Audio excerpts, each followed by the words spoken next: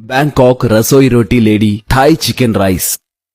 दिल्ली में भद्री नाम का एक बुजुर्ग आदमी और कुशाल नाम का उनका एक दूर का रिश्तेदार उस गांव में थोड़े सालों से चिकन पकौड़ी की दुकान चला रहे थे।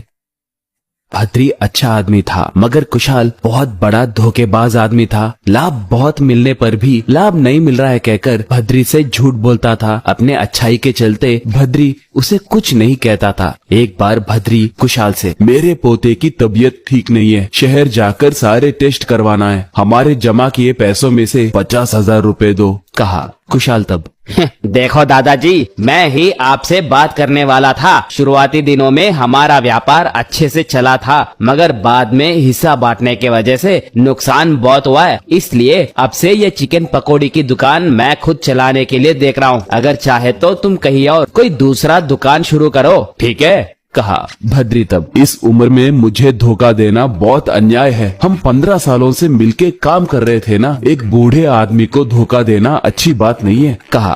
कुशाल तब, देखो, तुम धोखा कहो या कुछ और, मुझे क्या, मुझे तुम्हें देने के लिए कुछ नहीं है, अब जाओ यहाँ से, कहा। तो भद्री निराश होकर आ गया। बाद में थोड़े लोगों से कर्जा करके पोते का इलाज करवाया।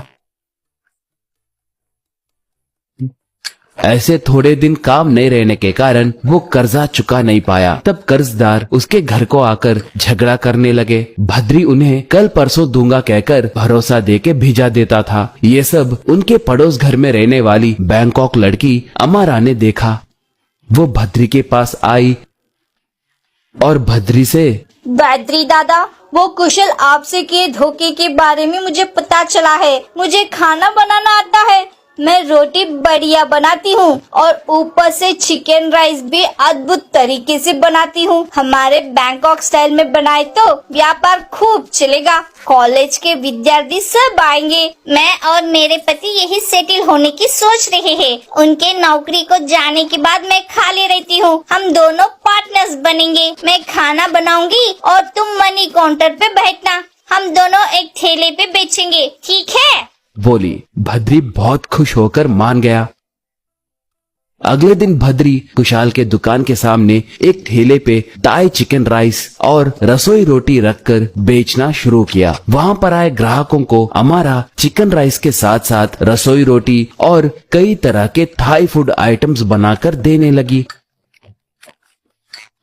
स्वाद बढ़िया होने के कारण थोड़े दिनों में ही दूर दूर से लोग आकर अमारा के बनाए आइटम्स को बहुत चाव से खाने लगे। इससे कुशाल के चिकन पकौड़ी के दुकान को लोग आना बंद कर दिए। थोड़े दिन भद्री के पास आने वाले लोगों को देखकर अपने असिस्टेंट बंटी से, आजकल ये भद्री कहीं का बहुत ज्यादा कर रहा है। बैंकॉक लड़की को काम पे रख के व्यापार बढ़ा रहा है और वो लड़की बिना थके लोगों को रोटी वोटी सब बना कर दे रही है। पहले उस लड़की के पास जाकर हमारे पास काम करेगी क्या पूछो, कहा। बंटी तब, क्या भाई, उस होटल में पार्टनर बनी लड़की आपके पास आकर काम क्यों करेगी? मजाक कर रहे हो क्या, कहा।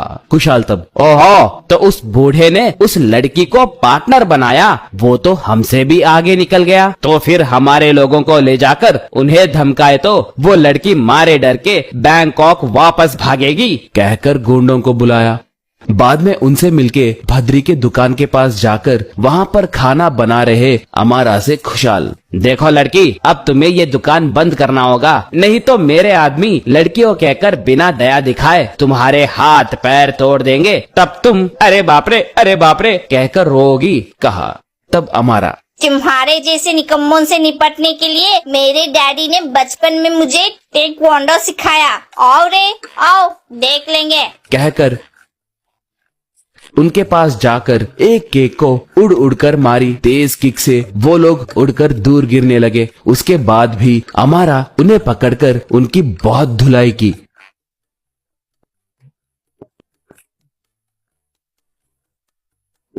ये देखकर बंटी कुशाल से, भाई ये मामूली लड़की नहीं लग रही है, ब्रूस ली की बहन लग रही है, जल्दी भागो भाई, नहीं तो हमें मार देगी, बाद की बात बाद में देखेंगे। कहते ही कुशाल के साथ साथ वो सब वहाँ से भाग गए।